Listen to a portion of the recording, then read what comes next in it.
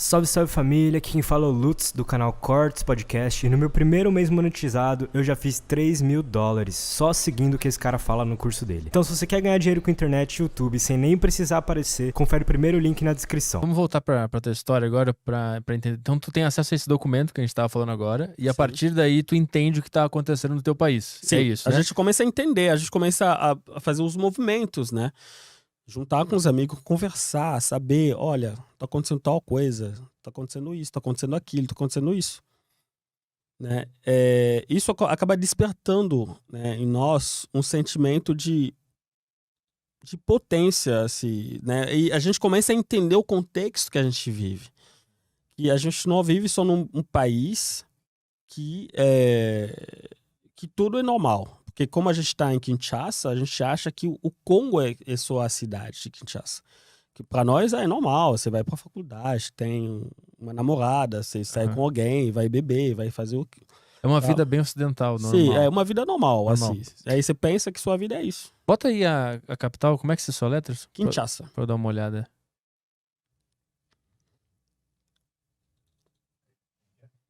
K-I-N-S... Ali.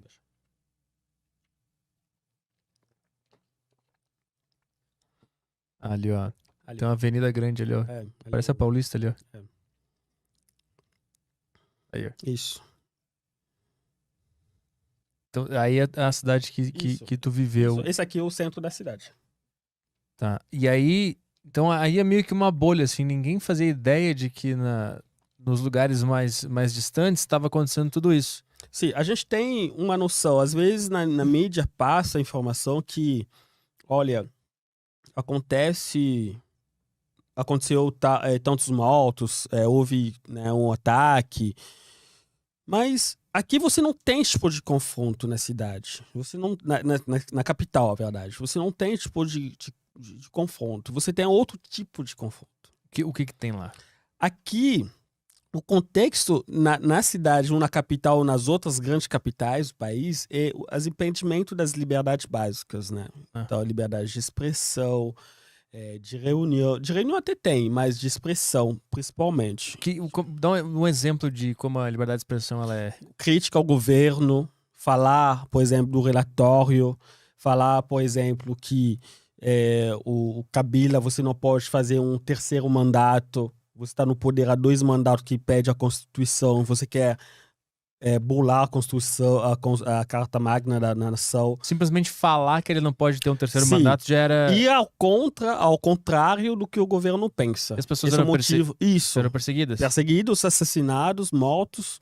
Teve contato com alguém próximo que criticou o governo e sumiu? Sim, eu mesmo. Você tá vendo? Vou te mostrar aqui. Tá pegando aí?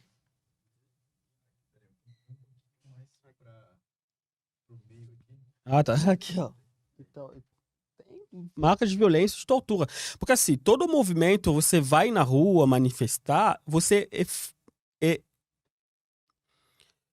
a repressão é muito forte, é desproporcional naquilo que você tá querendo manifestar. Você vai na rua reivindicar, falar de uma lei, falar de tal grupo que talvez foi mortos tantas pessoas em Bukavu, Ituri, Beni, ou você vai falar da ONU, por exemplo. A ONU tem uma missão lá, eu lembro que a gente manifestou muito contra a ONU, porque tem a missão que chama MONUSCO. Hoje se chama MONUSCO, né? Chamava MONUC, hoje é MONUSCO.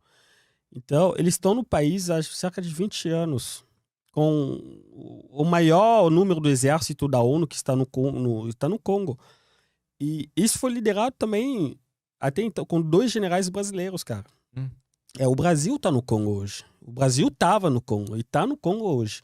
Então, o comandante das forças de paz da ONU, o atual e o anterior, são brasileiros, são general de exército brasileiros. E como é que era o trabalho da ONU lá? Então, a primeira missão deles era uma missão de observação, né, do conflito. cara, os militares vão observar o conflito. Os caras se matando estão ali, ó, apitando o conflito, Anotando, entendeu? né? Realmente tá Morreu acontecendo. 15 e tal. Aham. Então, depois de um grande movimento da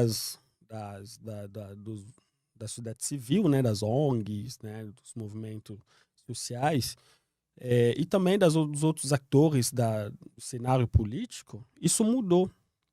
Né? Essa visão mudou. Eles mudaram a missão. Então, passou da MONUC, né, que é a missão de observação, para a missão de estabilização. Né? Tentar estabilizar a questão do conflito.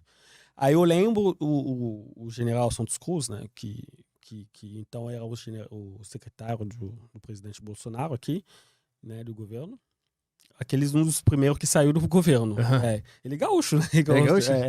Como é que é o nome dele? Santos Cruz. Santos Cruz. Santos Cruz. Não tô ligado. Então, ele, quando ele chegou, eu lembro quando ele chegou, ele trocou o quartel-geral, porque o quartel é na cidade de Kinshasa, onde não tem conflito armado. Uhum. Então, ele pediu para a mudança do quartel. Então, o quartel saiu de Kinshasa para o Goma, na região que tem mais conflito. Ah, tá. Eu cheguei a conhecer ele aqui em São Paulo, na USP, né? Então nós conversamos meio em off, assim, tentei perguntar algumas perguntas chatas. Tipo, falo realmente o que acontece lá, né? Tipo, né? Porque o cara, com certeza, tem muitas informações. Ele sabe muito bem do rolo que tem. Uhum. E eu lembro que durante o evento eu cheguei a falar, olha, houve uma época, disseram que a ONU estava envolvida também. Tinha alguns ucranianos, né, no exército da ONU que vendiam armas, vendiam outras coisas para esses grupos e tal. Tentou esquivar da pergunta, né, da resposta. Não... Então tem suspeitas que a própria ONU tem corruptos dentro da ONU. Tem. A gente tem essa suspeita, né?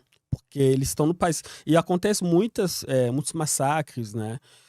E esse conflito já dura 20 e poucos anos, 23, 24 anos, e já fez um número muito grande dos mortos. A gente não tem a certeza dos números, mas nós calculamos pela frequência diária dos ativistas que estão na região, que eles mandam, né, desde 1998 até então, porque já o Mapping Report, já na época, até 2008, falava de 5 milhões de pessoas mortas. 5 milhões, já em 2008. Então, hoje, nós temos cerca de 12 a 10 milhões de vítimas. Se a gente vai no número de 100 mortos por dia. E são pessoas que não têm nada a ver com conflito. Nada a ver com conflito. São pessoas civis, né? Pessoas civis que, infelizmente, se encontram num cenário que envolve muita questão econômica, muita exploração do minério, com uma passividade do governo e também dessas forças que vieram do exterior com o objetivo de apaziguar. E tu mostrou a cicatriz que tá na cabeça. O que foi isso? Essa cicatriz foi... porque assim, quando eu não gosto muito de contar, mas eu vou contar. Quando meu tio, né, onde eu cresci, voltou, ele começou a trabalhar num partido político da oposição com o Kabila filho, né, que ficou 18 anos no poder.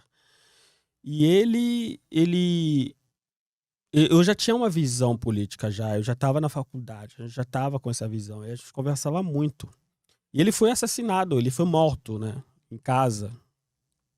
Então nós fomos levados, porque a gente morava, como uma casa gigante, a gente morava lá com alguns primos também, então nós fomos sequestrados, né, e torturados. E ele foi assassinado também. Quem fez isso? O governo ou esses grupos?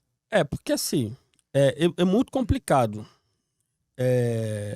Na época de Mobutu, de Kabila, a maioria dos ditadores, eles usam muito o serviço secreto. Uhum. O que, por exemplo, estou falando aqui agora, contar isso aí, se for num regime ditatorial, o cara pode chegar aqui e simplesmente me sequestrar. Ser torturado. Se a gente estivesse ao vivo no Congo agora, isso ia acontecer. Acontecer com certeza, porque eles estão ouvindo, eles estão em qualquer lugar, você não imagina. Estão na faculdade, eles estão nas igrejas, eles estão nos ônibus, no metrô. Aqui eu percebo no mundo, o Brasil não é o mundo ocidental, mas que seja no mundo ocidental, na Europa, outros países, ou aqui talvez no Brasil, você não vê muita conversa nos lugares públicos. As pessoas não conversam entre si. Mas isso não acontece lá, por exemplo. Na nossa sociedade, você entra no ônibus, o cara solta um assunto, todo mundo comenta, não conversa. Né? A pessoa não fica no celular, não fica nessas coisas. Uhum. Né? Então, o serviço secreto, ele age muito. Eu lembro quando eu estava na faculdade, o meu professor de geopolítica dizia uma coisa, que o serviço secreto, na forma do serviço secreto usado nos países de ditadura, é como o sangue no corpo do ser humano. Então, qualquer lugar que você pega um estilete, se passa, vai sair sangue. Então, essa infiltração do serviço secreto, você não sabe quem trabalha com quem.